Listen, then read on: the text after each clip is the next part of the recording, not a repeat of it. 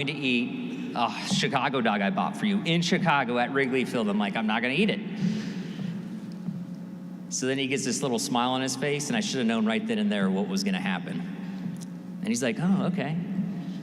So 2 days later, and I can't tell the story as good as Arlo, but I'm trying. Arlo tells the story that he has this mustard packet, and I'm sleeping, and he puts it right here in my mouth. And then he jumps back into his bed with the covers and starts giggling. And of course, I wake up to mustard in my mouth, and I'm coughing and gagging. And Arlo tells the story that in between that, I'm swearing at him, and he's just laughing it as hard as can be. And I'm dumping water in my mouth, trying to get it out. And at the very end of it, he's like, yeah, I guess you actually really don't like mustard. I didn't know it was that bad.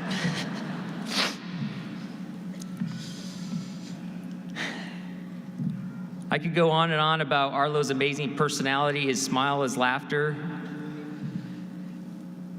his never-ending impact, his positive impact on so many people, his positive impact on me and my family.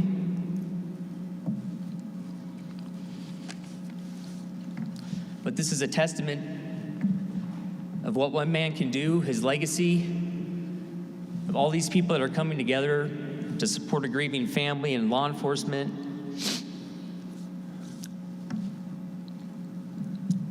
Arlo would want everybody to go out and try to help as many people as you can. Pick somebody once a week. That's what I can tell you right now, that's what Arlo would want. He would want you to go out, have a kind, giving heart, and find somebody once a week that you can help, whether it's just opening a door for somebody, volunteering at a charity. And that's what his legacy is going to be. Evil will not win. Arlo's legacy is what's going to win.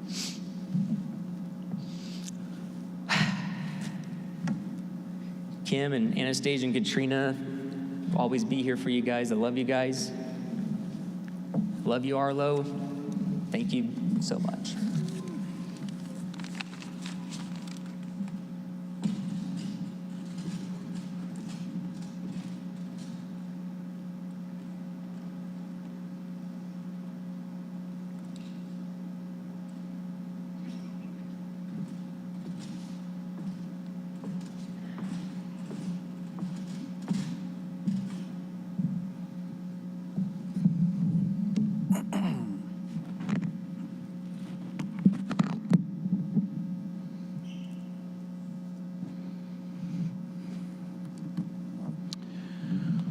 Good afternoon. I am Yavapai County Sheriff David Rhodes, and I want to take a moment to thank all the members of the community that are here. I want to thank all the dignitaries, the law enforcement, the different public safety agencies that are represented here, our elected officials, and I want to thank retired Sheriff Scott Masher and Steve Waugh, who are here today as well. To the Lopez family, the friends of Rick's colleagues at the YCSO, and to our community, there is nothing I'm going to be able to say here today that will repair the sudden hole in our hearts. I mourn with you for this loss. I, however, will add my faith to yours, that from this tragedy there will be a triumph, and in this darkness there will be light. It is Rick's life that will overshadow and persevere. Richard Dean Rodney Lopez, also known as Rick and Arlo, was born January 28, 1971 in Denver, Colorado. His end of watch was June 28, 2022. Rick is the 12th fallen deputy in the line of duty in the history of the Yavapai County Sheriff's Office, and the first in 49 years. He is survived by his beautiful wife, Kim, his daughters, Anastasia and Katrina, his parents, Harriet and Rod, and his brother, Josh, who would say he was his best friend. As you heard, Rick began a career working at Safeway early in life, and after 21 years had achieved a well-paid position in management, much more well-paid than being a sheriff's deputy at the time. But that wasn't enough. He wanted something more in his life. He wanted a purpose-filled life. And in 2008, Rick decided he wanted to fulfill his lifelong goal and become a deputy sheriff. He began his career at the Yavapai County Sheriff's Office on January 17, 2008. During the next 14 years, Rick would serve many roles, including as a negotiator on the SWAT team, which he was very well known for. Field training officer, he was a detective in our criminal investigations, investigated major crimes, crimes against people, violent crime. He was a narcotics detective, and he was promoted to sergeant in 2018. Rick has a long list of professional accomplishments, but it's by far overshadowed by his community accomplishments. Many of these accomplishments have been come to known only since his passing. So many stories that we never knew because he never shared them about things that he did for people, but those people have come forward and told us these stories. Rick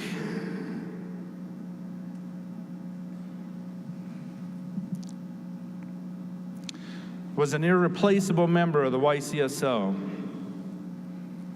Kim, Katrina, Anastasia, I am so sorry. I was unable to prevent this.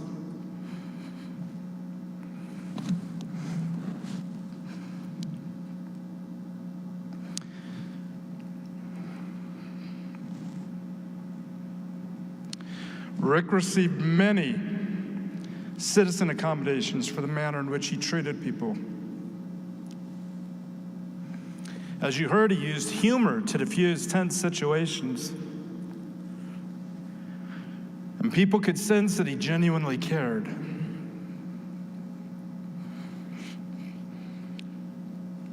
He was well known as a calming force and very level-headed. Rick cared about children. He never missed shop with a cop.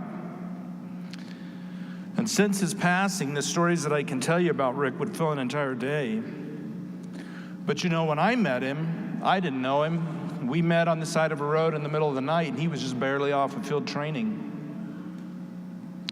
He was so excited to be there. I had been working in this business for like 15 years at that point, and we were almost the same age, and he was acting like a rookie, like I did when I was 21. He was so excited. He had no regrets. And there's a story about, so many stories about Shop with a Cop. The little boy with the two siblings, and the kid got drawn, but his siblings didn't, and Rick learned that they were being cared for by their grandparents, and their grandparents, you know, they didn't have means for a Christmas, and he made sure, along with Kim, that the whole family got a Christmas. They bought presents for everybody. His little boy, one Shop with a Cop, didn't show up. So they chased him down at his house, and his caretaker, his uncle, did not bring him. But they made sure that he got picked up. You know, he drove, there was a broken down mom with small children there in Chino Valley, and he came upon them in a call for service, and he went home. They were from Tuba City, and their car was broke down. They didn't have a ride. He went home and got his personal car and drove them all the way to Tuba City. Kim did tell me, though, he routinely overspent on Shop with a Cop. There was the donor's limit was no boundary for Rick. whatever those kids wanted, they got.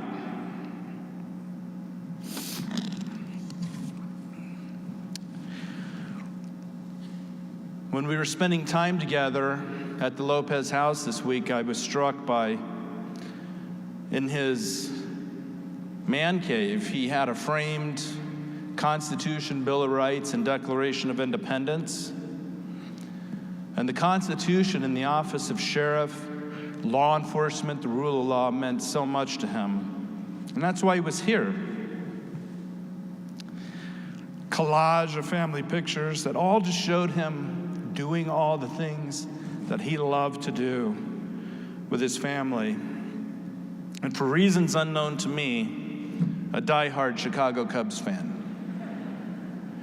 He had a framed Rhino Sandberg jersey.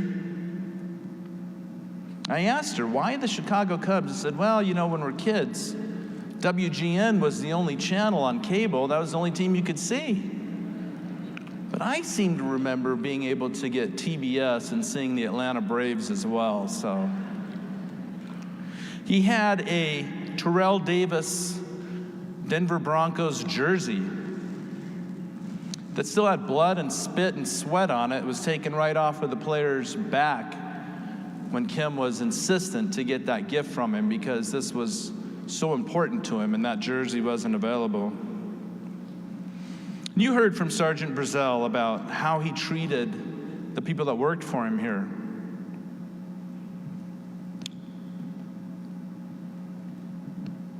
But he was a hero. But not in the way that you see, not in the way that we look for on television, not in the way you look for in the movies. But he was somebody's hero every day.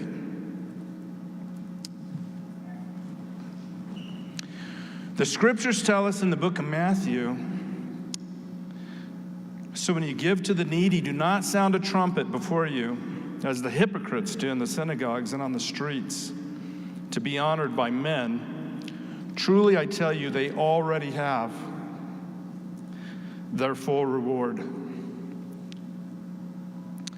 Rick fully understood these words and lived by them, never seeking favor for his sacrifice. This is why this hurts so much for the community and for all of us, because Rick was a good guy. People loved him.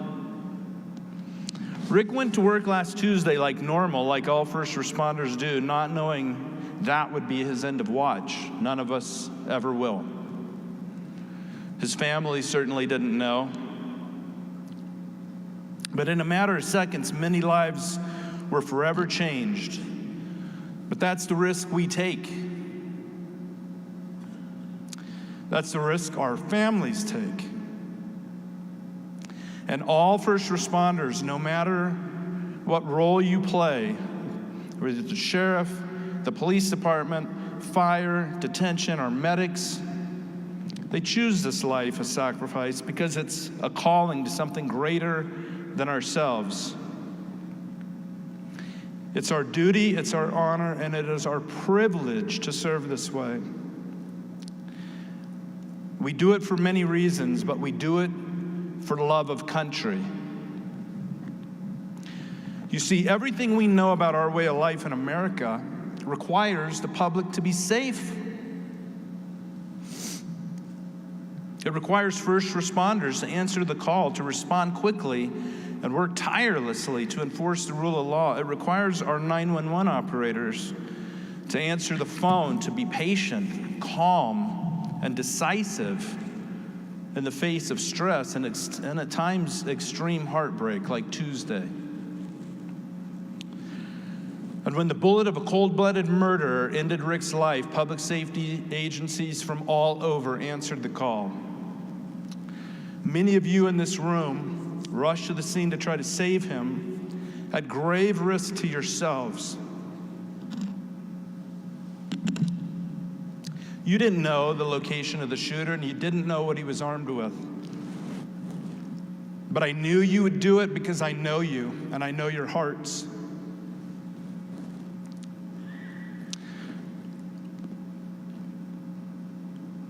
Many more responded to eventually end this incident peacefully, without any more officers or deputies being hurt. And I've never been more proud of a group of people in my life. Rick would have been as well.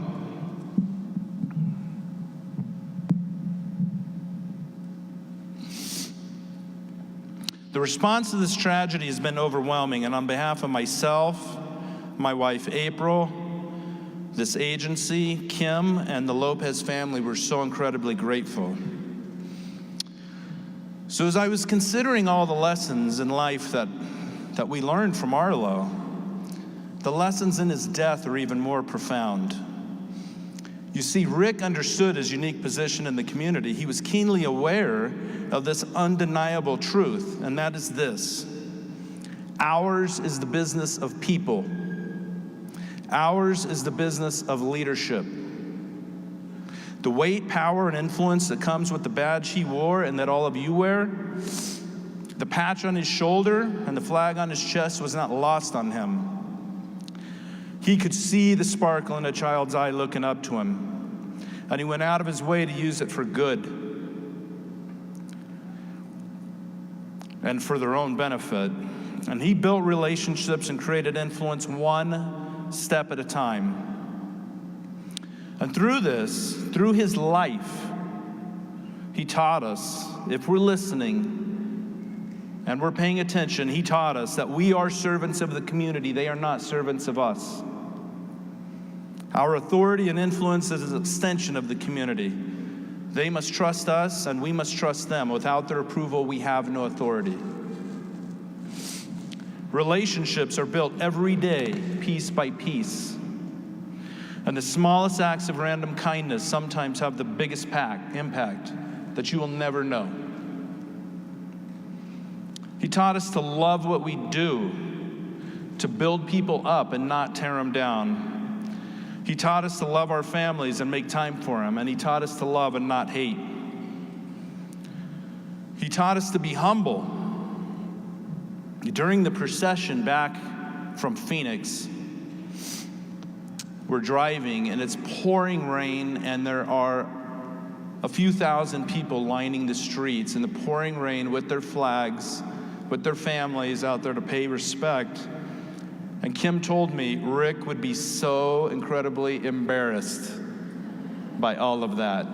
He would be embarrassed by all of this because he never sought favor.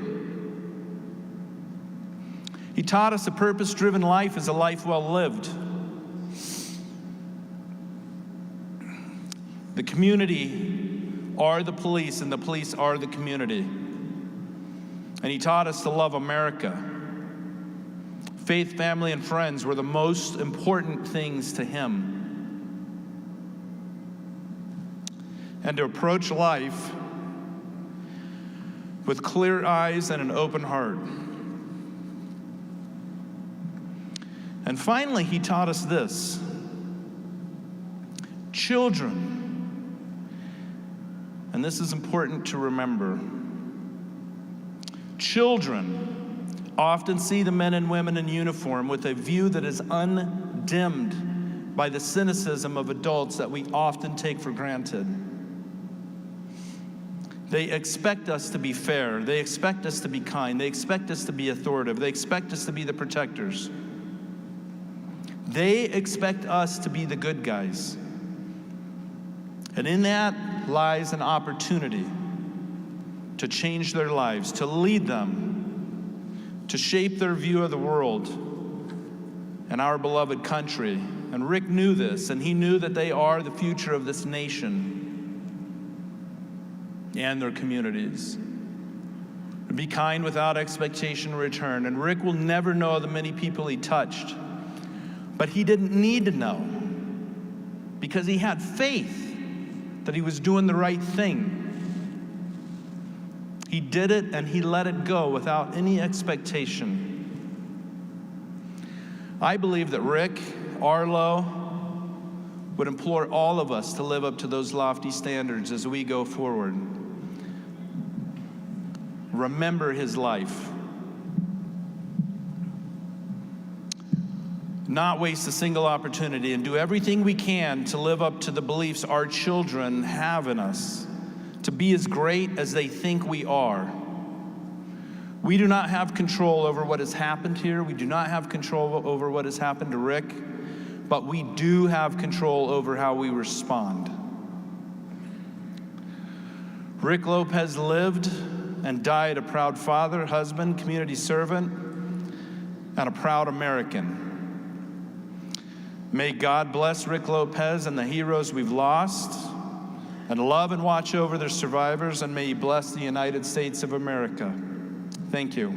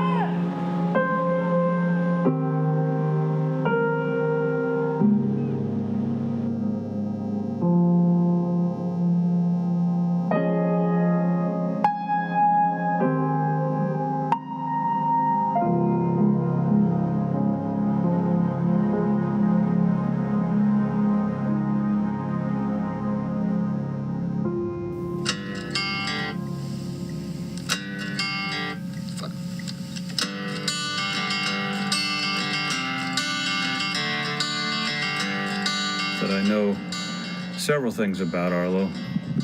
One, he loved his family and his friends. He loved to serve the community of Yavapai County. He loved doing the job.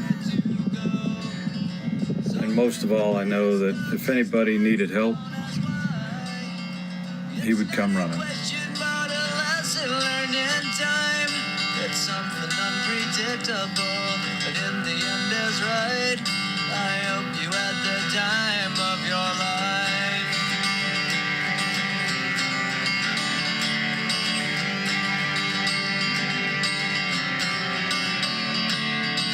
So take the photographs and still frames in your mind, hanging on a shelf in good health and good time. Tattoos and memories and dead skin on trial. For what it's worth, it was worth all the while. It's something unpredictable, but in the end is right. I hope you had the time of your life.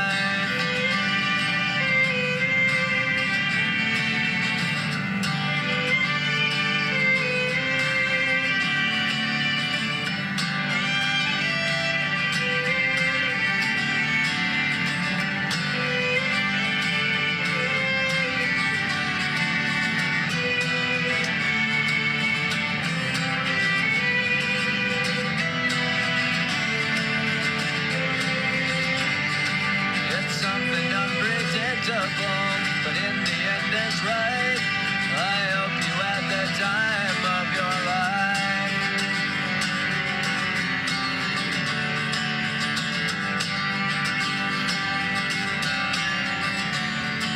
It's something unpredictable, but in the end is right. I hope you had the time of your life.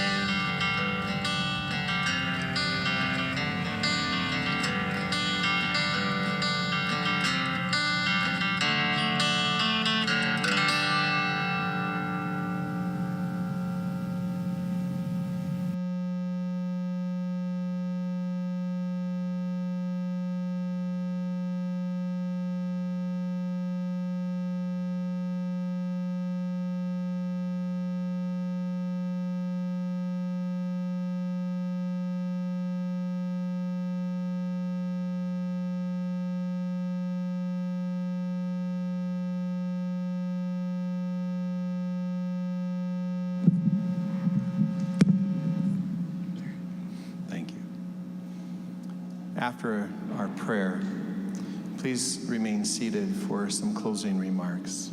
But join me, please, if you would. Our Father in heaven, I know